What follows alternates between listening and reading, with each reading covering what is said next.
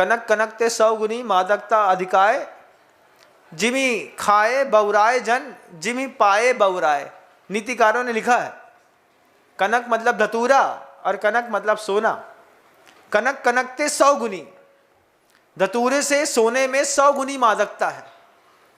Jimmy खाए बौराए जन, धतूरा को तो खाने के बाद आदमी बौराता है, सोना को तो सिर्फ पाने पर बौरा जाता है। जब हाथ में 8 तोले का ब्रासलेट ऐसा झनकार मारता है तब ऐसा लगता है कि चक्रवर्ती के बाद हमारा नंबर आ रहा है।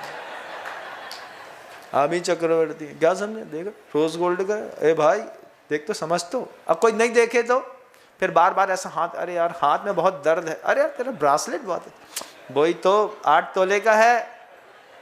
क्या घमंड है इसमें, संसार का कितना लंबा समय चला गया। दुर्मति होकर के, दुर्दर्पी होकर के, अबब बंधु के साथ होकर के, साथ ही साथ आप दुर्जयी भी हैं। दुर्जयी कैसे हैं? आपको कोई जीत नहीं सकता जब तक आप खुद ना चाह लें। जब हम खुद मान जाएं तो मान जाएं। शेर हो तुम, दुनिया में किसी शेर से नहीं जीते जा सकते, सिर्फ शेरा वाली तुमको जीत सकती है। शेरा वाली ने कह दिया सरेंडर डाउन टू द अर्थ।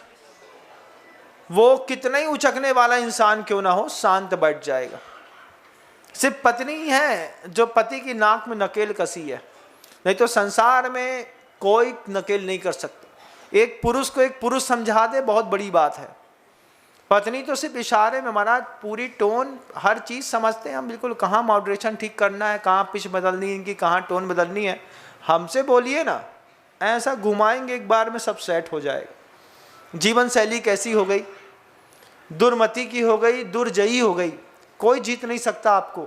अब बंधु साथ में लगा हुआ है, शराब पीने के लिए ठेके में जाना है, दोस्त फिक्स है और कुछ नहीं बोलना, बस हाय लिखना है और भाई लिखना है। भाई एक ठेंगा दिखाया, उसने भी एक ठेंगा दिखाया, दोनों ने एक दूसरे को ठेंगा ठेंगा दिखाया और दोनों एक होटल में एक कमरे में पहुंच गए।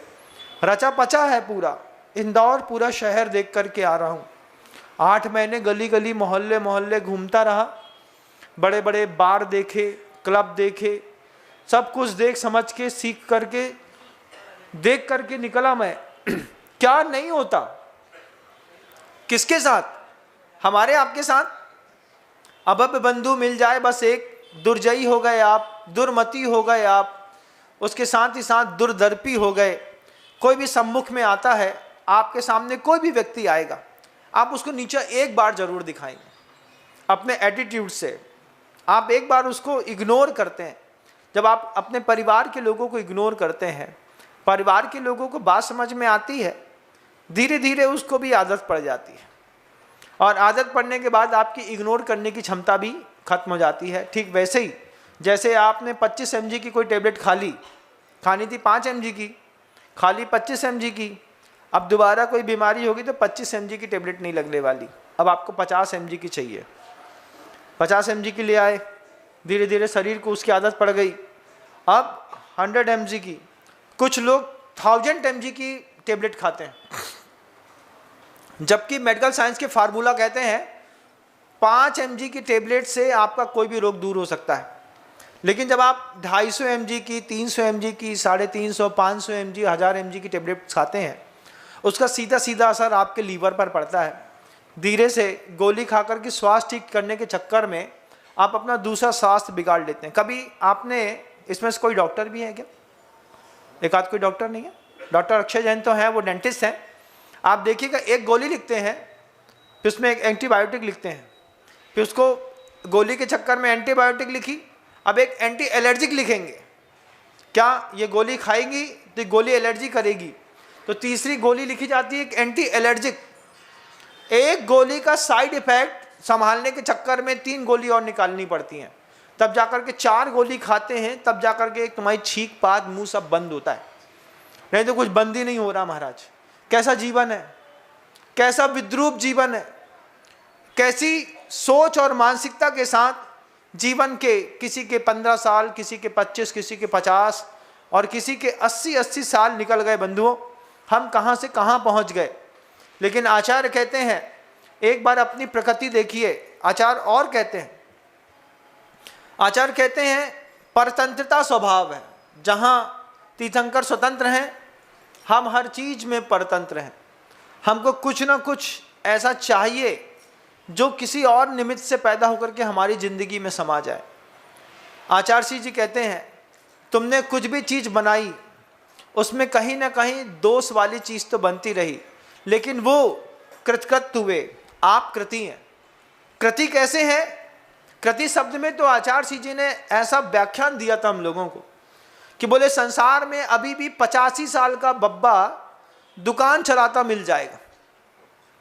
85 साल की उम्र हो गई, 85 साल की उम्र में भगवान का नाम लेते, साधु की संगति में जाते, महाराज को आहार दान देते, सामायिक करते, प्रतिक्रमण करते, तुम प्रतिमा के व्रत ले लेते, संयम ग्रहण करते, तो 85 साल का बब्बा अभी भी कृति बना हुआ है। कहे बेटा चाबी कहाँ है दुकान की, हम खोले दे रहे हैं। तुम मर जाओगे बब्बा, उसके बाद तुम्हारी दुकान कौन खोलेगा। लेकिन बब्बा को लगी है दुकान की। 65 साल का पुत्र है, 85 साल के बब्बा, 85 साल के बब्बा 65 साल के पुत्र से घर में आने के बाद हिसाब किताब पूछते हैं, कहा दुकान में आज कितने की बिक्री भाई। वो 65 साल का लड़का बोलता है बब्बा जाओ प्रतिमा लो, गिरनार जी जाओ, ऊपर चढ़ो, ऊपर पैदल सम्मेश शिखर जी चढ़ो। कहाँ तुम पैसे के चक्कर में पड़े, जितना चाहिए उतना दे तो रहे तुमको, कमी किसी बात की नहीं है। लेकिन कृति पने से अंतर्भाव ऊपर नहीं उठ पाया। मैं नेमावर में था, ठंडी के दिनों में, दिसंबर की ठंड थी, हम लोग सुबह सुबह 7:45 बजे जंगल के लिए निकले। सूरज तो जैसे उगता ही नहीं था, बड़ा लेट उगता है, उसको भी ठंडी लगती है, हम लोगों को भी लग रही थी। देखा कि नेमावर के गेट के बाहर एक 75 साल का वृद्ध नारियल का ढेर लगा करके बैठा हुआ है। 2-3 महाराज हम लोग निकले, हमने एक ही बात कही, हमने कहा महाराज इसने 75 साल की उम्र में क्या कमाया कि आज भी इसको पेट पालने के लिए नारियल बेचना पड़ रहा है। ठंडी की इतनी ठंडी थी उस दिन, उस ठंडी में अच्छे से अच्छा इंसान अपने कमरे में चुपचाप रजाई में बैठना पसंद करेगा, लेकिन 75 साल की उम्र में भी वो नारियल बेच करके पेट पालने की कवायद में लगा है। 75 साल तक तुमने क्या किया कोई दुनिया पूछेगी, तुम्हारे पास जवाब नहीं है। ऐसे तो आप कृति हैं। इस तरीके की दुर्व्यवस्थाओं में ये कोई थोड़ी बहुत नहीं है, इसके बहुत लंबी लिस्ट है। ऐसे 1008 शब्द हैं जिन शब्दों के साथ आपके जीवन की पाप प्रकृतियों का व्याख्यान हो सकता है। उसके बाद फिर भी पूछता हूं, आप अपने जीवन में सबसे ज्यादा महत्व किसको देते हैं? पहला प्रश्न शुरुआत करी थी मैंने, मैं वापस वहीं पर लाकर के आपको खड़ा करना चाहता हूं कि आपने किसको महत्व दिया है। सही चीज को समझने के लिए समय देना पड़ता है, और दुनिया में सब कुछ है, बस आपके पास अब समय नहीं है। समय तो किसी के हाथ में वैसे भी नहीं है बंधुओं, आप कितनी भी स्थिरता बना लीजिए, समय आपके हाथ में कभी आने वाले नहीं है। न वो समय आने वाले हैं, न वो समय हाथ में आने वाले हैं। उनकी कृपा एक बार होती है। समय की कृपा कितनी बार होती है? एक बार समय की कृपा होती है, और जिस समय पर समय की कृपा हुई है, समय पर अगर उस समय को समझ लिया तो आपका समय अच्छा आ जाएगा।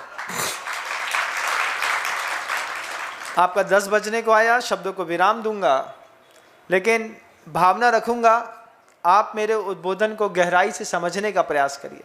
मैं किसी भी व्यक्ति पर कभी भी व्यक्तिगत कोई आक्षेप नहीं करता। मैं ग्लोबल जब बोलता हूँ, पूरी दुनिया में विश्व के लोग उसको सुनते हैं, सबके लिए सार्वभौमिक कोई भी बात रहती है। किसी की ज़िंदगी को अगर कोरिलेट करती हुई निकल जाए और उसको ऐसा लगे कि महाराज मेरे लिए बोल रहे हैं, तो क्षमा प्रार्थी हूँ, लेकिन किसी व्यक्ति के ऊपर मेरा कभी कोई संबोधन उद्बोधन नहीं है। आचार्यों की वाणी के ऊपर जरूर उद्बोधन रहते हैं। जिन सहस्रनाम स्तोत्र है, उन जिस सहस्रनाम स्तोत्र की पूरी शब्दावलियों को पलट लीजिएगा, तो जितने गुण हैं भगवान के, उतने ही आपके जीवन के दोष आपको दिखाई देने लगेंगे। एक एक शब्द का उल्टा करके कभी बैठ करके देखेंगे तो आपको बहुत कुछ विषय मिलेगा अपने अंतर्मन को समझने के लिए। शब्दों को विराम देता हूँ। गुरुदेव श्री विद्यासागर जी। जय हिंद। अगर आपको मेरी वीडियो अच्छी लगती है तो प्लीज़ मेरे चैनल को लाइक करें, शेयर करें और सब्सक्राइब करें। Thank you.